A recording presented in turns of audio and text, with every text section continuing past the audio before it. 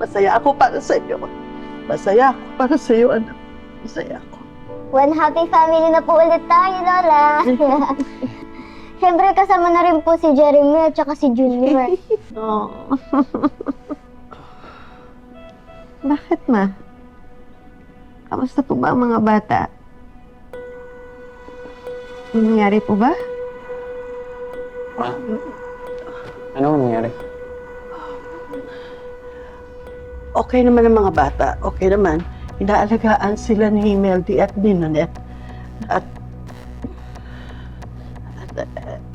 At binabantayan ng mga pulis. Pulis? Bakit may pulis, ma? Jordan, may umatake sa amin.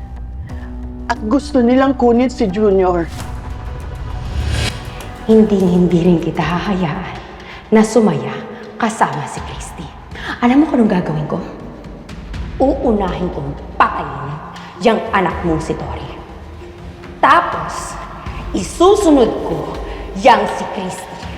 Papatayin ko yung babaeng yan sa harapan mo. Hayop ka! Hayop ka sa manang ugali mo!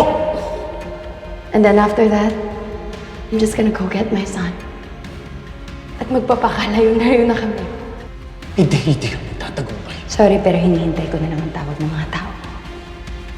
Kapag nakuha ko na yung anak ko, isa-isa nang mamamatay lahat ng babaeng mahal mo sa buhay. Bakit hindi din nyo nakuha ang anak ko? Ano? Wala akong pakialam kahit na baril yung kasama mo. Di ba bayad ko kayo? So dapat yung utos ko inuuna ninyo, di ba?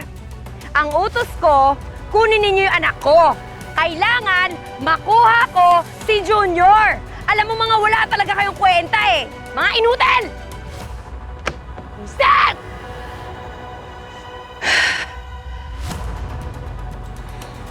Hindi.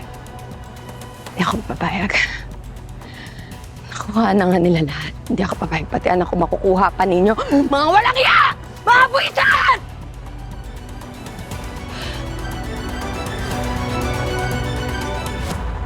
Huwag kayong mag-alala.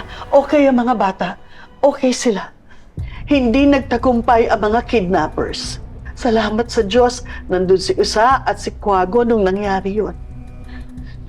Ligtas ang mga bata. Kaya lang, ang pinagtataka ko lang, sino yung... Bakit gusto nilang kunin si Junior? Si Shaira, ma. Buhay si Shaira, ma.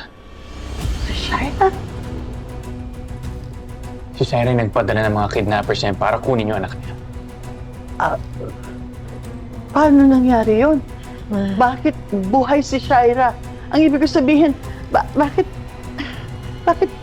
nakuha pa niya yung... May tumulong kasi kay Shaira. Isang mayaman na lalaki, Franco yung pangalan. At dahil sa kanya, nagkaroon ng pagkakataon si Shaira na gumanti ulit. Kaya po nila kami nakuha ni Ate Billy. Kinulong po kami dun sa isla. Napakasama talaga ng babaeng yan. Lahat ng kasamaan, lahat ng pananakit, siya ang may kagagawan. Bakit ba? Hindi ba huli-huli yan? Nakausap ko na yung mga pulis, ma. Pinapahanap ko na yung si Shaira. Jordan, hanggat hindi nahuhuli ang babaeng yon, mananatili siyang threat sa ating lahat.